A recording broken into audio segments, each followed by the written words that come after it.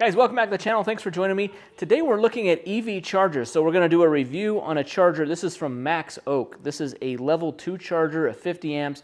This is a great universal charger for all electric cars that you can install at your home, business, office, etc. Okay, so here's the MAXOAK charger. It's a level 2 charger. It can charge up to 50 amps. It's got Bluetooth, Wi-Fi connectivity. It also has, one of the cool features of this is it has RFID cards to limit access. So let's say you install this at a business or you install it outside at your house. These cards are what's going to allow you to charge at it. So you just tap it to activate the charger, tap it to stop it, so you can allow customers, yourself, guests to charge at your charger with just these cards. Now, this being a universal charger, it has the J1772 handle here, so this is a universal charger plug. All other cars besides Tesla use this plug. Teslas have their own adapter. All Teslas come with the adapter, so even if you have a Tesla, you can use this charger, this adapter, and you can charge your car just fine. It's got a nice cover for the plug when not in use. We've got a plug holder that mounts on the wall, so that way you can just clip that in. This will be on the wall. And then on the back of this is the bracket that we mount on the wall, and then that just slips on like that, and then it's mounted to the wall. This does not come with the NEMA 1450 plug. It actually comes with just 3 wires that you would hardwire into this, so you can hardwire this application. That's good if you're doing it outside. If that way you don't have a plug where water or corrosion, where you could possibly short this out. But I did wire, this is a plug that I wired to it so I can try it out on my NEMA 1450 plug. There's only 3 wires though. There's 2 hot leads and a ground. There's no neutral wire, so you can run a 6.2 wire for this, like a Romex 6.2 wire, which is cheaper than the 6.3 wire. So for trial purposes, we're gonna use the plug here, but you can hardwire. It comes where you would hardwire it, but you can wire a plug on it if you need to. So it has a nice 25-foot length of cord, very flexible, nice thick charging cord.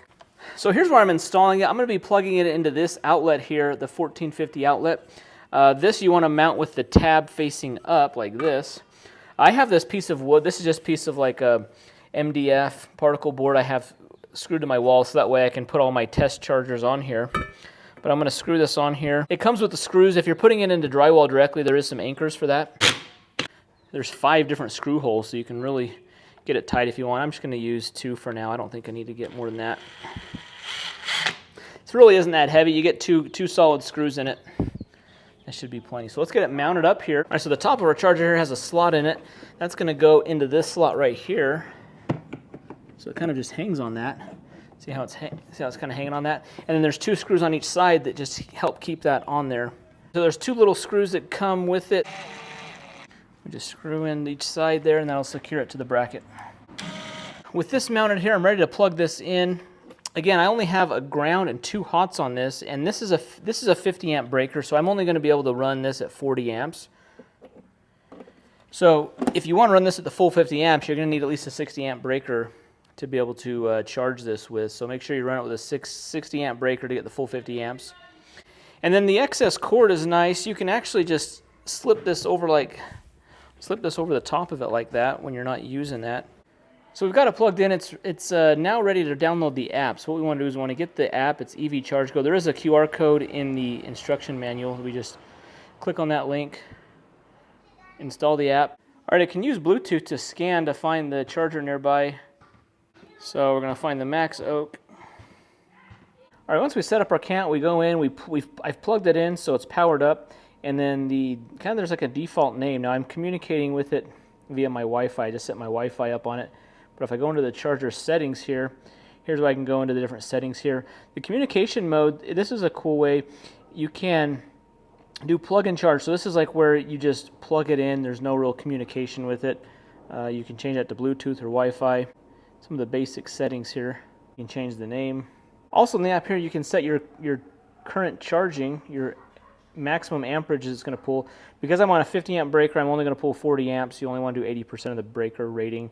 There's charging schedules, which is pretty cool. All right, now if I go into my profile here, here's where I can add the card management. So I can add the RFID cards. These are the 2 card numbers that that came with the card, so you just add those cards. That way these are going to allow this to start and stop the charging, and you can limit access to only those who have the cards.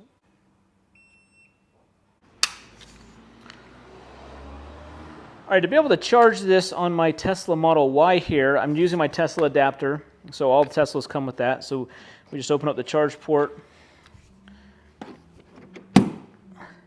Now, if we have it on communication where we're communicating via Bluetooth or Wi-Fi, we have to have some kind of a authorization of this. So if I scan the card here,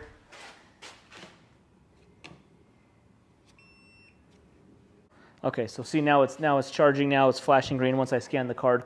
Now there is a setting where you can communicate with it. Just there's no communication, so you can just have it where it's just plug and play, which is probably what I would do. Is if I had this installed in my garage, I would have it where I don't have to have the card. I don't have to access it or turn it on via the app. I can just plug in and it charges. So it can simply do that. Or if you want to have layers of protection against unauthorized users of it, you can have the card set up.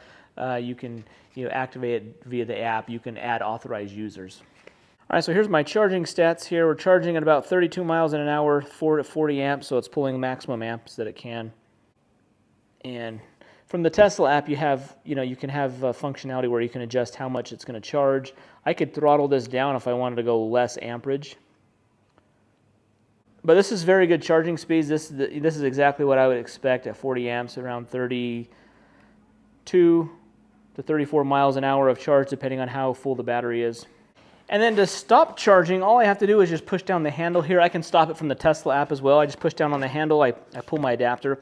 Sometimes when you push down on this handle, it releases the adapter, and if you don't hold on to the adapter, it can stay inside the car. So just when you release this, if you're using a Tesla, just hold down the handle, pull this out. This has a nice long 24-foot cord, so I could charge any car that's in this two-car bay, front to the back. I mean, this is nice to have this long of a cord. And then you can just wrap this cord up right around the charger when you're not using it, so that makes it pretty convenient. So my outlet is a 50 amp breaker, so I can only charge at 40 amps. That's the maximum. That's plenty for my need, my home use. Maybe I drive 150 miles at most per day, and so I can recharge my car in 3, 4, 5 hours overnight very easily. If you drive a lot more and you need like over 40 miles in an hour, or this is for business or office use, or you want to have the maximum possible range for the charger, you can wire this on a 60 amp breaker and you'll be able to get over 40 miles in an hour on this car. So the plug holder, you can install the plug holder. I'm not going to install this. I don't need this because to have this in my garage, I'm charging a Tesla all the time, so I would always leave my adapter connected, and then I just plug into the car. So this plug holder would not work if you have the Tesla adapter on it. But if you're not using a Tesla and you have another car that uses the J1772 plug, you can just simply install this plug holder really anywhere you want, and you can kind of leave it plugged in. So this is optional. I think it's fine. I think it looks good. Looks fine right here against the wall, just coiled up with it hanging like this. That's a good solution too. So overall, this is a good EV charger, especially if you need a universal one. So if you have multiple cars, I like that this is hardwired and that it has the RFID chip, so that way that you can use it at a business, an office complex. If you want to install some level 2 charging for your employees or allow customers to be able to use that, this is a great way, especially with those cards. You can allow access to, you just tap the card, they're able to access it, they bring it back. Also has a load management sharing system, so if you have multiple of these, they can load balance, so that way they can work off the same breaker, and that way they're not pulling too much amperage, and they can kind of work off each other. So that's a really cool feature. This is a really good looking charger as well. It's very sleek, it's got a nice color to it, it looks good, works really well, got a nice cable to it, and the app works really well. So you download the app, you create your account, there's a lot of different settings that you have. You can communicate via Wi-Fi, Bluetooth.